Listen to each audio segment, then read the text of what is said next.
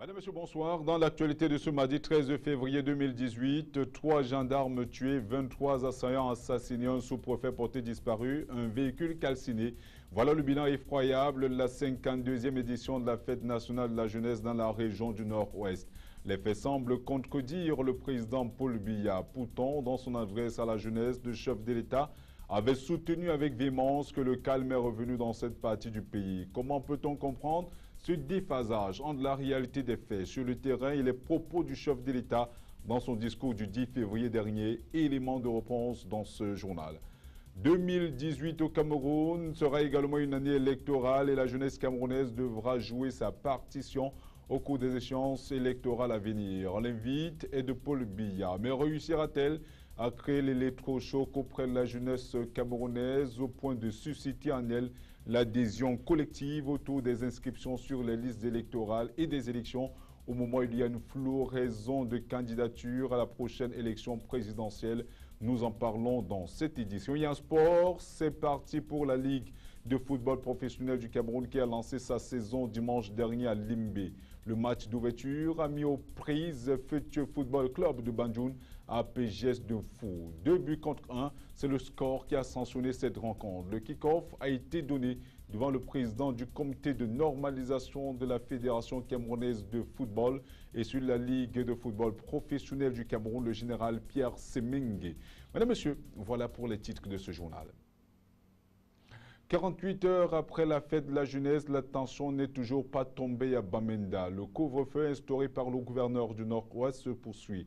En termes de bilan de la 52e édition de la fête nationale de la jeunesse dans la région du Nord-Ouest, on note que 3 gendarmes ont été tués, 23 assaillants assassinés, un sous-préfet porté disparu, un véhicule calciné. Carole Noukwa revient sur ce bilan effroyable qui est en total déphasage avec la réalité des faits sur le terrain et les propos du chef de l'État tenus dans son discours à la jeunesse camerounaise du 10 février dernier. La situation se stabilise dans le sud-ouest et le nord-ouest, ce qui devrait permettre à la Commission pour la promotion du bilinguisme et du multiculturalisme de s'attaquer au cœur du problème.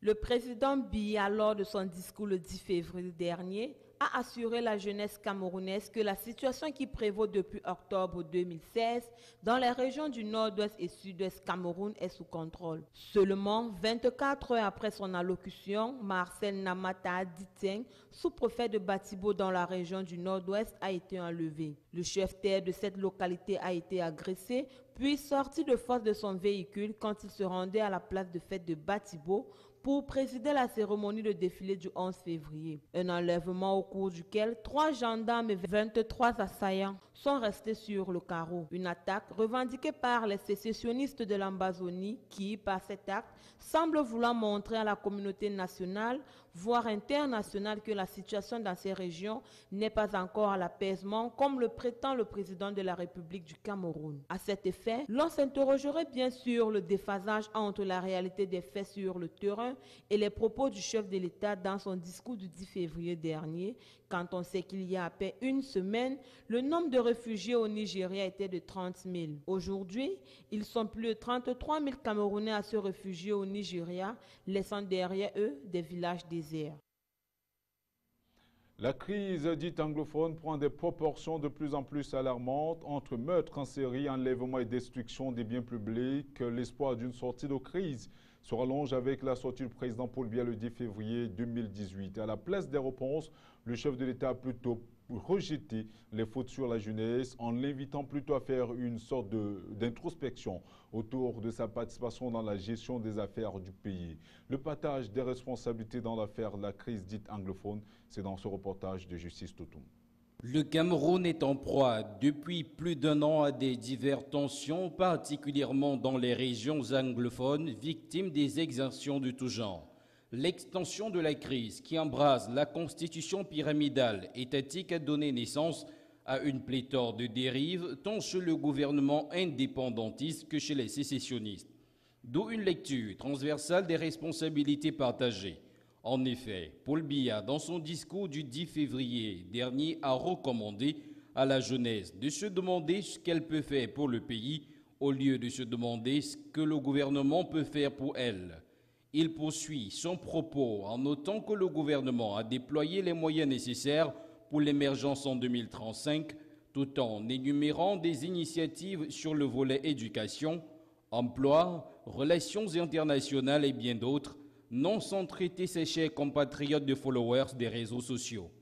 Ces propos, innocentant le gouvernement camerounais, nonobstant les plaintes d'une jeunesse désespérée, traduit en filigrane la mentalité d'un gouvernement visiblement sourd face aux revendications d'une population insatisfaite.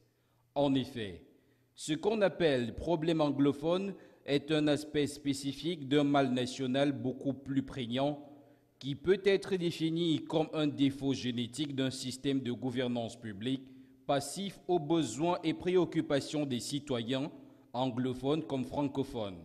Il est évident que les meurtres en Syrie, la destruction des édifices publics ou les enlèvements sont les conséquences d'un mal qui s'est éternisé pendant des décennies. Un mal caractérisé par la carence dans l'accès par les populations aux besoins élémentaires de vie tels que l'eau, les soins médicaux, l'éducation, le logement, l'électricité ou les infrastructures de transport, ajouté à cela le sous-emploi galopant.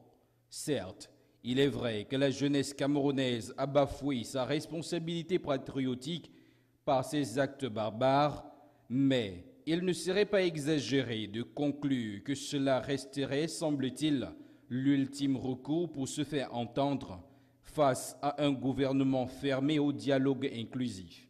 Les followers n'auraient pas trouvé mieux que les réseaux sociaux pour se faire entendre. On ne craint enfin que le redressement de 36 ans de présidentialisme exacerbé ne passe par des dégâts considérables du moment où la carte de l'apaisement attendue du gouvernement camerounais se mue en répression. Le président Paul Biya n'a pas oublié que 2018 sera une année électorale au Cameroun et c'est la raison pour laquelle il a demandé à la jeunesse de son pays de jouer sa partition au cours de cet important moment de la vie de la nation. Mais cette invite réussira-t-elle à créer l'électrochoc autour de ces jeunes ou auprès de ces jeunes au point de susciter en eux l'adhésion collective autour des inscriptions sur des listes électorales et des élections au moment où il y a une floraison de candidatures à la prochaine élection présidentielle? Tentative de réponse dans cet élément. 2018 au Cameroun fera également la part belle aux élections et selon la loi fondamentale, au moins 2 d'entre elles devraient se tenir au courant de cette année. Il s'agit des sénatoriales dont le collège électoral a été convoqué le 7 février dernier et l'élection présidentielle qui aura certainement lieu d'ici au mois d'octobre prochain.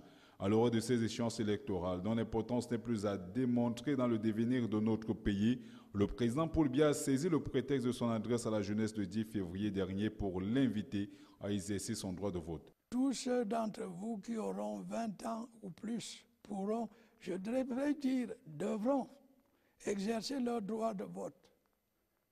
En votant, vous accomplirez un acte de citoyenneté responsable. Vous deviendrez ainsi les acteurs de votre destin. On ne le dira jamais assez, les jeunes manifestent très peu d'engouement dans la gestion des affaires politiques au Cameroun. Rares sont ceux qui acceptent de militer dans une formation politique et quand bien même cela est le cas, ils ne le font pas par conviction. Et pour d'autres, ce désintérêt réside sur le fait que le processus électoral au Cameroun n'est pas crédible. Ils ont raison parce que, comme tout à l'heure, je venais de soulever là-bas en haut, que les élections passées, j'ai eu attrapé 2 gars au lycée de Bipanda qui avaient voté à Douala premier. Ils ont accepté eux-mêmes avoir voté à Douala premier et ils sont venus voter à Douala 5e.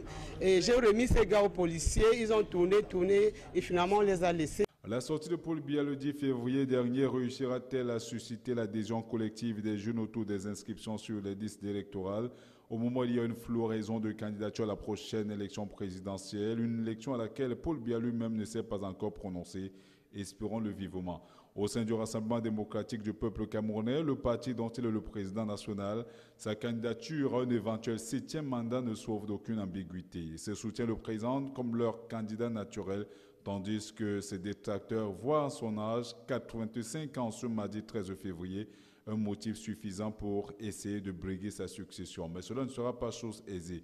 Paul Biya a su, malgré des voix discordantes, rester au sommet d'un système sans que puisse s'organiser et encore moins se coaliser à les forces qui auraient pu lui disputer son pouvoir. Tel un roseau, il a toujours su se plier sans jamais rompre. Il a su verrouiller l'accès aux postes et institutions clés jusqu'à la récente création du Conseil constitutionnel composé de 11 membres, tous issus du parti proche du pouvoir, le Rassemblement démocratique du peuple camerounais.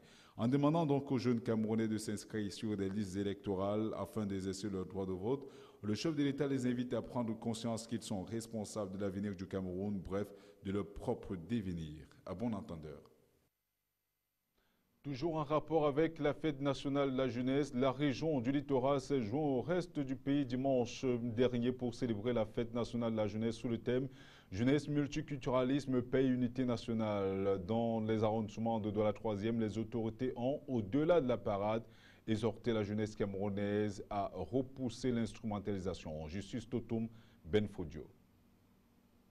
Jeunesse, multiculturalisme, paix et unité nationale, tel était le thème de la 52e édition de la Fête nationale de la jeunesse. À Douala, dans les 2e et 3e arrondissements, le défilé a connu non seulement la participation massive de la jeunesse scolaire et estudiantine, mais aussi des écoles de formation en médecine, des partis politiques tels que le MRC, le RDPC, l'UNDP et bien d'autres, excepté le SDF. Les autorités administratives ont profité de l'occasion pour réitérer le message du chef de l'État du 10 février articulé autour de l'unité nationale. Comme vous le savez, nous fêtons la 52e édition de la fête de la jeunesse. Et les jeunes de la 3e sont sortis nombreux, aussi bien les jeunes scolaires que non scolaires, les jeunes des partis politiques. Tous ont exprimé leur fierté d'être Camerounais, leur fierté d'appartenir à ce pays qui est indivisible. Nous pensons que cette jeunesse a suivi les chefs de l'État qui les invite à être des jeunes travailleurs, des jeunes qui doivent être unis pour la paix, pour défendre notre pays, mais également des jeunes qui doivent utiliser les réseaux sociaux à des fins assez pacifiques et à des fins de développement. En effet, le choix du thème jeunesse, multiculturalisme, paix et unité nationale doit sa raison d'être aux tensions qui secouent depuis plusieurs mois les régions anglophones. La jeunesse, dans sa posture de fer de lance de la nation, se doit de demeurer unie, forte et indivisible, et rien de mieux que la fête à elle consacrée pour l'exprimer. Du côté du département du Mongo, l'heure était également à la fête. Les jeunes de la maternelle, du primaire, du secondaire et du supérieur ont battu le macadam sous les chants patriotiques en présence des autorités administratives du département du Mongo et d'ailleurs de plusieurs invités venus de plusieurs autres villes. Maintenant, parlons de la vie dans les formations politiques. Au sein du Social Democratic Front, le chairman Ni John Frundi pourrait certainement passer la main lors de la prochaine élection présidentielle. C'est en tout cas ce qu'a filtré la rencontre tenue le 9 février dernier à Bamenda, dans la région du Nord-Ouest. Des assises préparatoires à la convention élective prévue du 22 au 24 février prochain au sein de cette principale formation politique de l'opposition camerounaise. Justin Kongan. Le Social Democratic Front, SDF, est en train de vivre un moment historique de son parcours politique. C'est qu'après avoir autorisé la pluralité des candidatures à la candidature pour la présidentielle, l'on est en passe d'enregistrer tout simplement l'abstention du chairman à briguer la magistrature suprême. Un fait inédit depuis la création de cette formation politique en 1990. Cette possibilité qui se transforme en opportunité pour un rajeunissement de la classe politique, appelée de tous ses voeux par les jeunes, marque un tournant décisif dans la vie du principal parti de l'opposition au Cameroun. Ce dénouement, qui comporte une très forte probabilité, filtre des coulisses de la réunion du comité exécutif du SDF tenue vendredi 9 février 2018 dans un contexte d'insécurité à Bamenda. Des assises dont les résolutions officielles restent attendues. Cette opportunité est d'autant plus parlante et pertinente qu'elle favorise une respiration politique, source d'oxygène dans un univers devenu atone et presque figé, les mêmes figures revenant toujours et partout comme si un titre foncier leur avait été décerné au moment de la création des partis politiques. Pour revenir au SDF, il convient de relever que la non-candidature de Frundi à la présidentielle ouvre la voie à une compétition mettant en scène 3 candidats déjà déclarés. Il s'agit de Joshua Aussi, Joseph Mbadam et Fobi Tinda. C'est donc au terme des travaux du parti à l'occasion précisément de la convention élective prévue du 22 au 24 février 2018 dans la capitale régionale du Nord-Ouest que le voile sera levé sur qui de Joshua Aussi, Fobi Tinda et Mbadam remportera l'investiture du SDF pour la présidentielle de 2018. De toutes les façons, même si cette confrontation déjà historique par elle-même met aux prises 2 générations différentes, il reste 2 constantes cardinales qui peuvent être considérées comme des avancées dans la vie démocratique au sein des partis politiques. Il s'agit bien de l'alternance d'une part et de la compétition, source de vitalité d'autre part.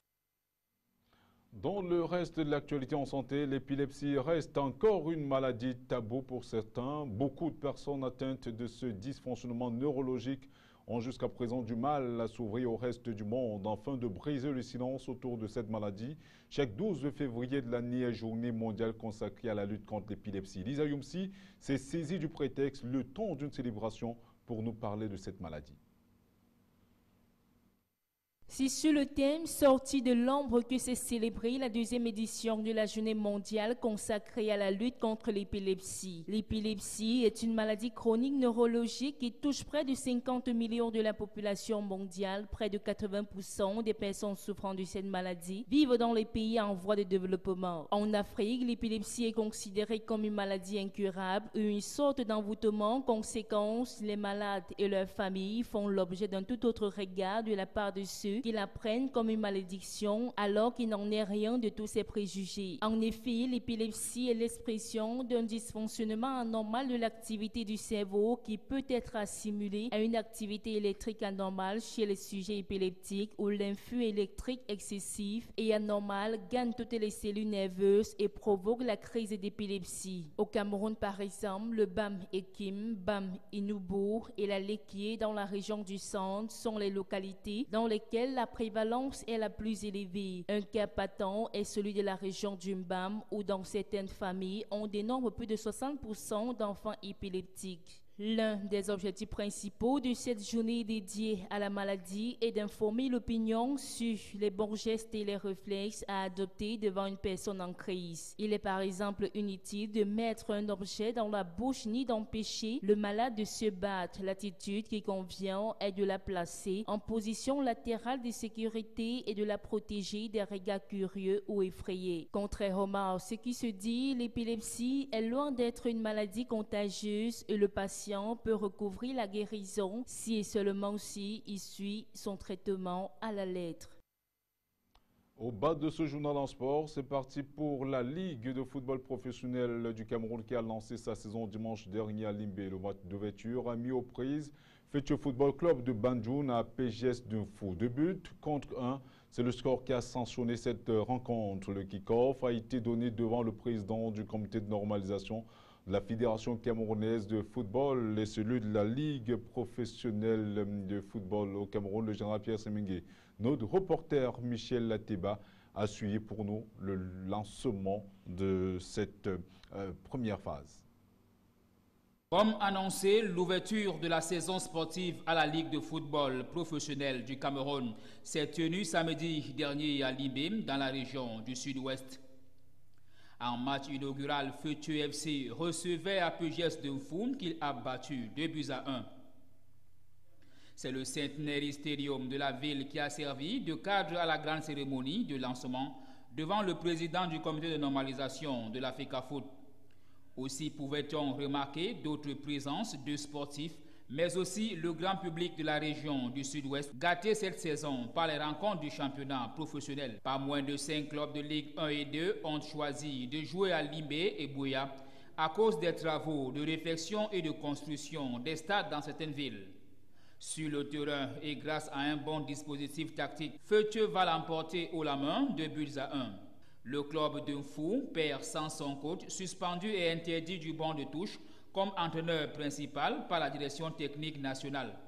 Selon certaines indiscrétions, le coach Sogba Omaro, comme bon nombre d'entraîneurs de Ligue 1, n'a pas de diplôme qualifié, notamment la licence ACAF. La première journée s'est poursuivie lundi. Aigle s'est incliné 0 but contre 2 devant Mabotos de Mouda. Dragon de Yaoundé est sorti victorieux contre UMS de Loum, 1 but à 0. Coton Sport de Garoua a fait jeu égal, 2 buts partout face à Fovou de Baham. Yon Sport Academy 0, Yafou de Yaoundé 0. Le plus lourd score est venu de Melon, où le club local Stade Renard a humilié Union de Douala 4 buts à 1. Et enfin, AS Fortuna, l'un des promus, a perdu 0 but contre 2 devant Unisport du Onkam. Et soulignons à la fin de ce journal que tout est fin prêt pour la réussite de l'ascension du Mont Cameroun qui se tient samedi prochain du côté de Buea. Madame, Monsieur, voilà, c'est la fin de ce journal. Les programmes sont en continu sur CAM News 24.